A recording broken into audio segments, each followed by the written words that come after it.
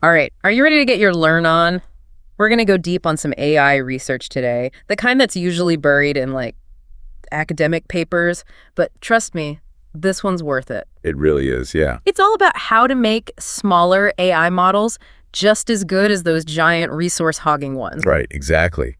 We all hear about those huge models, like the ones from OpenAI and DeepSeek, and yeah, they can do some pretty amazing things. Oh, they're amazing, but the problem is they need so much computing power. Yeah, a ridiculous amount. Like, it's not something you can just run on your laptop, you know? Exactly, and for most people, that's a huge barrier. Huge. So this research is all about how to get that same level of performance, but with smaller, more accessible models. Okay, so that's the goal.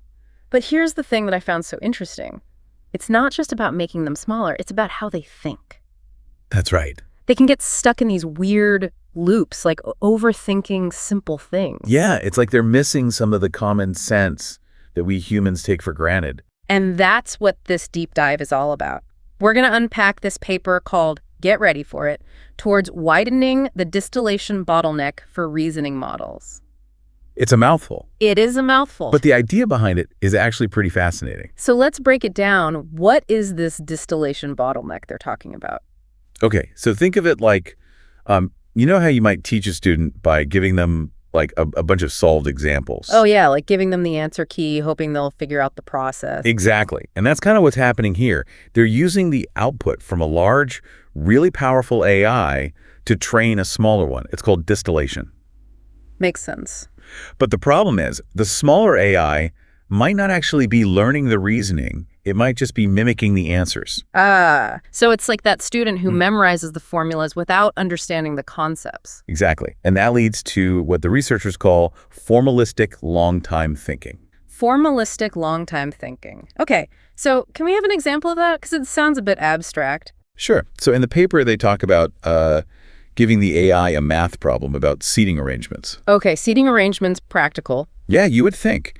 But the AI gets so caught up in the logic of who should sit where that it never actually gives an answer. It just gets stuck in this loop of well, if this person sits here, then that person can't. Exactly. It's like it's overthinking a simple problem. And they have other examples too, like with translation. The AI might keep rephrasing a simple greeting over and over again, just second-guessing itself. Oh, so it's like when you're writing an email and you keep rewording the same sentence? Yeah, exactly like that. I do that all the time. Okay, so that's the problem. But what's the solution?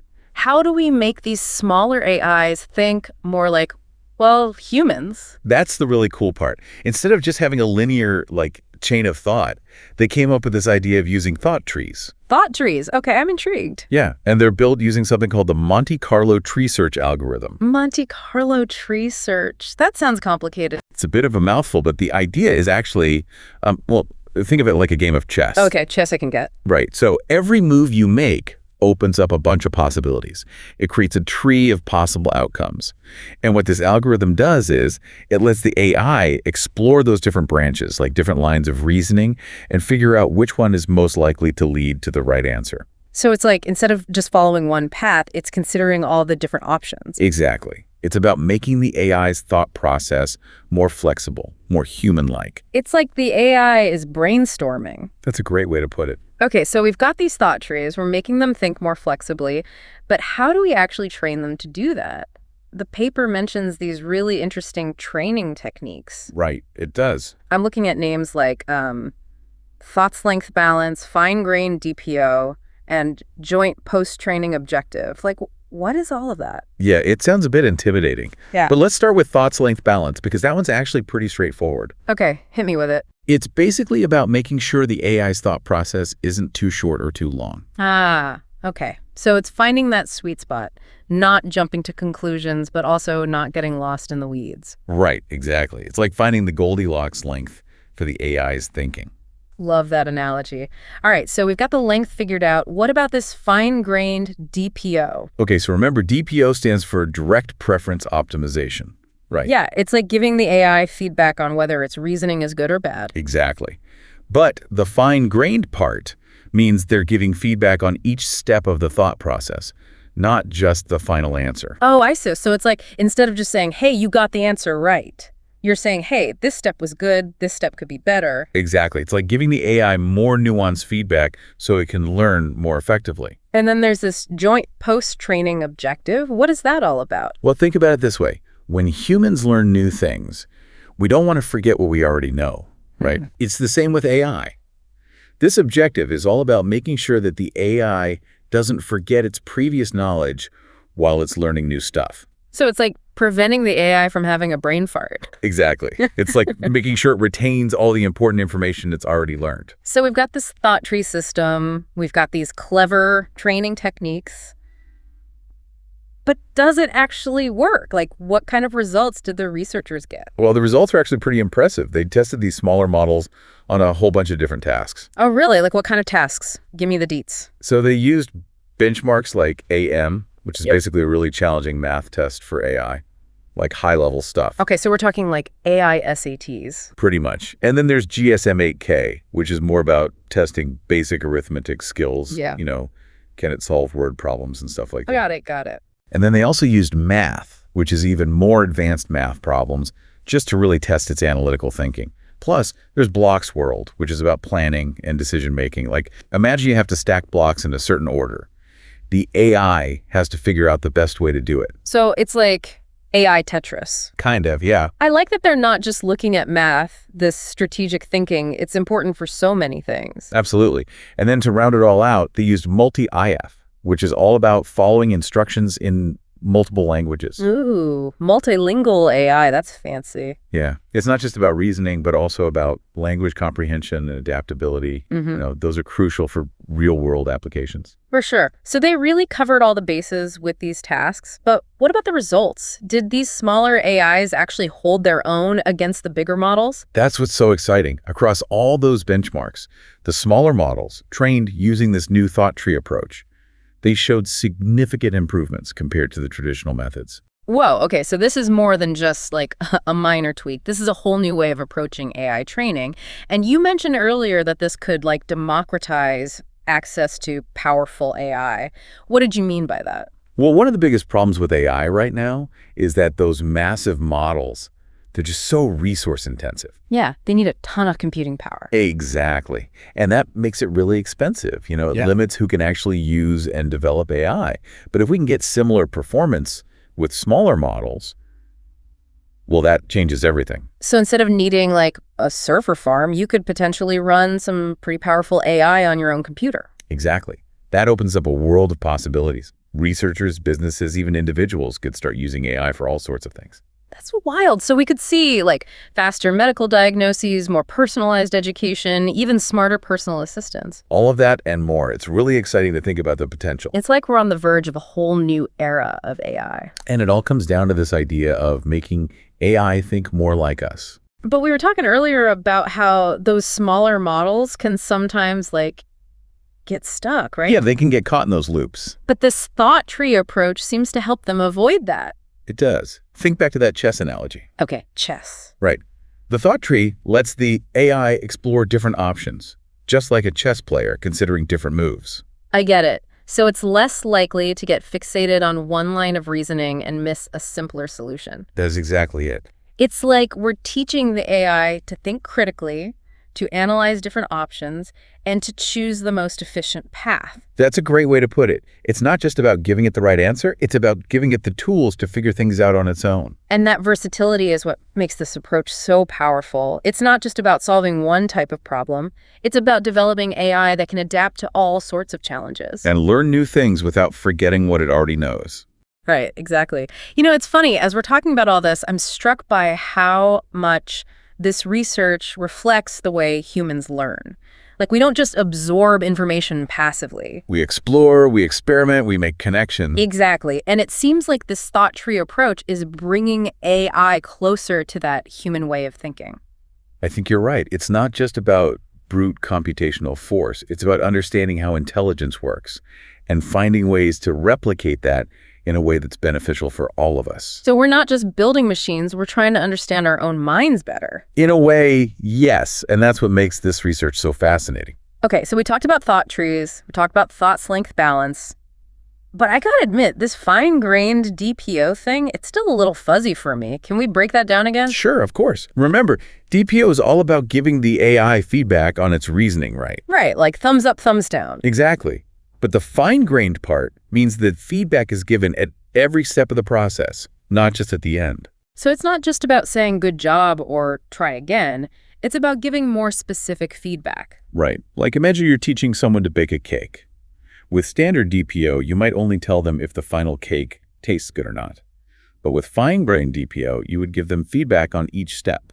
How well did they measure the ingredients? Did they mix the batter thoroughly? Things like that. Ah, okay. So it's like a baking show where the judges are giving you tips along the way. That's a great analogy. Yeah. And that's how fine-grained DPO helps the AI learn to reason more effectively. It's not just about getting the right answer, it's about understanding the why behind each step. I'm starting to get it. Yeah. So we've covered a lot of ground here. We talked about the technical details of thought trees and these training techniques, but I think our listeners might be wondering, okay, this all sounds cool, but how does it actually affect my life? Right, that's a good point. Let's talk about some real-world applications. One area where this could have a huge impact is healthcare. Imagine an AI that can analyze your medical records and help your doctor make a more accurate diagnosis. Especially for those rare diseases that are really hard to diagnose. Exactly. Or think about drug discovery. This thought tree approach could help AI analyze all sorts of complex data and identify potential new drugs much faster than we can today. So it's like giving scientists a superpowered research assistant. That's a good way to think about it. Yeah. And it doesn't stop there. Yeah. Think about personalized education. Imagine an AI tutor that adapts to your learning style and creates a custom curriculum just for you. Oh, that would be a game changer for so many students. It would make education more accessible and engaging for everyone. It's like having a personal tutor in your pocket. Exactly. And for people who are already lifelong learners, it could help you delve deeper into any subject you're interested in. Wow. Okay. My mind is officially blown. And we're just scratching the surface here. This thought tree approach could revolutionize everything from scientific research to business decision-making to even how we interact with our smart homes. It's like we're on the cusp of a whole new era of AI, where these systems aren't just tools for experts, but partners in our everyday lives. Partners that can help us learn, create, and solve problems in ways we never thought possible. As we've been talking, I can't help but think back to that initial question you posed. What if we could have the power of a supercomputer on our laptops? Right. It seemed almost like a far-fetched dream at the time. But now, as we've delved deeper into this research, it's starting to feel less like science fiction and more like a glimpse into the future that's just around the corner. I agree.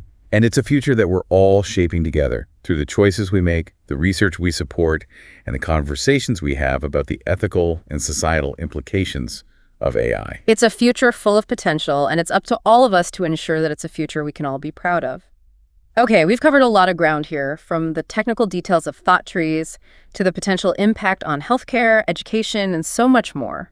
But you know me, I always like to dig a little deeper. I was wondering when that was coming. And there's one thing in this paper that really caught my eye. It's this idea of multimodal coordination. Ah, yes. That is an intriguing concept. It sounds like something straight out of a sci-fi movie, like multiple AIs working together to solve a problem. It does sound a bit futuristic, doesn't it? But the basic idea is pretty simple.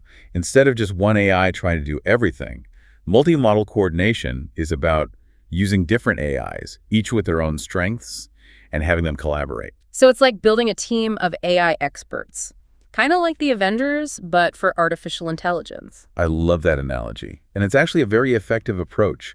For example, you might have one AI that's really good at analyzing images, another one that's great at natural language processing, and yet another one that's an expert at logical reasoning. So you're basically combining their powers to create one super intelligent AI system. You got it. And by coordinating their efforts, you can tackle problems that would be impossible for any single AI to solve on its own. Okay, that makes sense. But coordinating all those different AIs, that's got to be incredibly complex. It definitely is. It's not just about throwing a bunch of AIs together and hoping for the best. It requires careful planning and a lot of clever engineering to make sure they're all on the same page. So it's like having a conductor leading an orchestra, making sure all the instruments are playing in harmony. That's a perfect analogy. And it's still a very active area of research. Scientists are exploring all sorts of different ways to coordinate these multi-model systems using things like hierarchical structures and game theory. This is all really mind-blowing. I'm starting to see how these seemingly small advancements in AI research can have a ripple effect across so many different fields. That's the beauty of this field. We're constantly pushing the boundaries of what's possible, and the implications are far-reaching.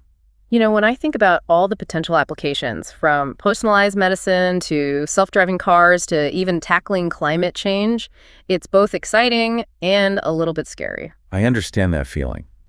AI is a powerful tool, and like any tool, it can be used for good or for bad. That's a really important point. It's not just about the technology itself, it's about the values that guide its development and the choices we make about how to use it. Absolutely. And that's why conversations like this are so important.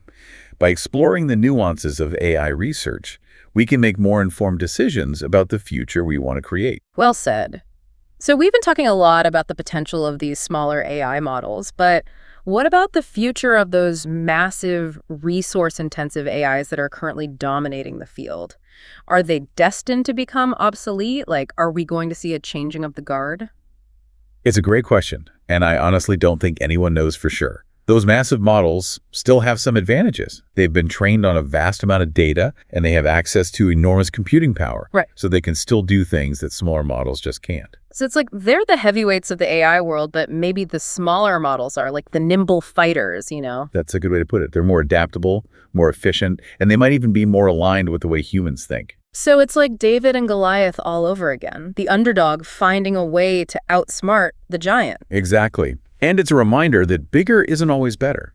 Sometimes it's the smaller, more innovative solutions that really change the game. This whole conversation has really opened my eyes to just how fast AI is evolving. It's incredible, isn't it? There's always something new and exciting happening. And it's not just about the technology itself. It's about the impact it's having on our lives, on our work, on our understanding of the world around us. Exactly. AI is changing everything, and it's up to all of us to make sure that change is for the better. You know, when I think about all the potential, the possibilities, it's both exhilarating and a little bit terrifying. I understand. It's like we're standing on the edge of a new frontier, and we don't quite know what's out there. But we're exploring it together, and that's what makes this whole journey so exciting. Absolutely.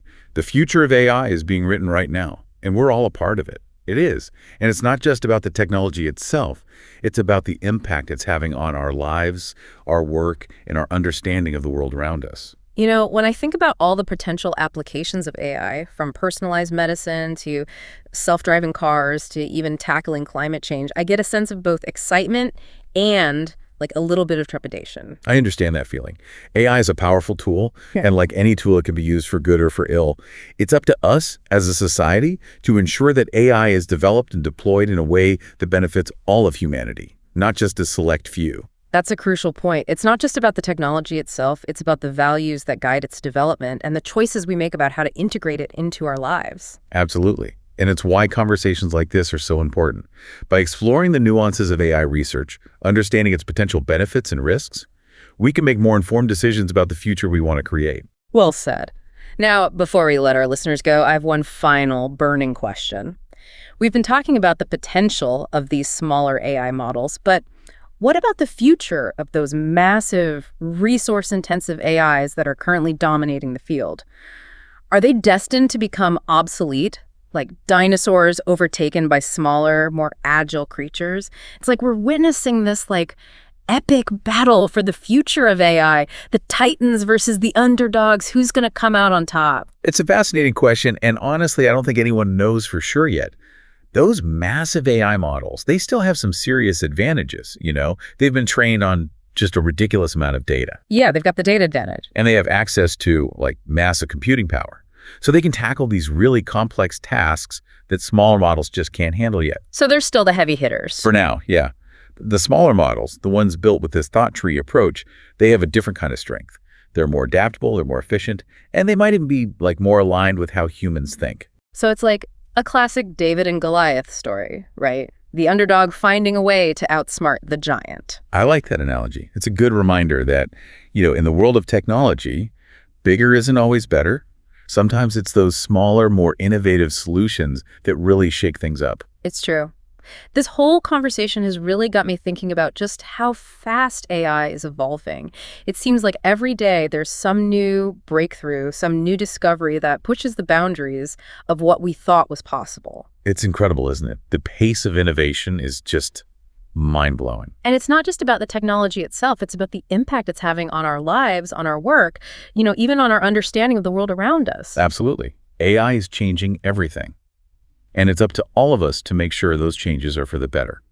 When I think about all the potential applications like personalized medicine, self-driving cars, maybe even solving climate change, it's both exciting and a little bit, I don't know, unnerving. I get that. It's like we're standing at the edge of this new frontier, and we don't really know what we're going to find. But we're exploring it together, and that's what makes it so fascinating. It really is. Yeah. The future of AI is being written right now, and we all have a role to play in shaping it. Well said. Well, that brings us to the end of another deep dive. Thanks so much for joining me today and for sharing your expertise. My pleasure. It's always a great conversation. And to all our listeners, we hope you enjoyed this exploration of cutting-edge AI research.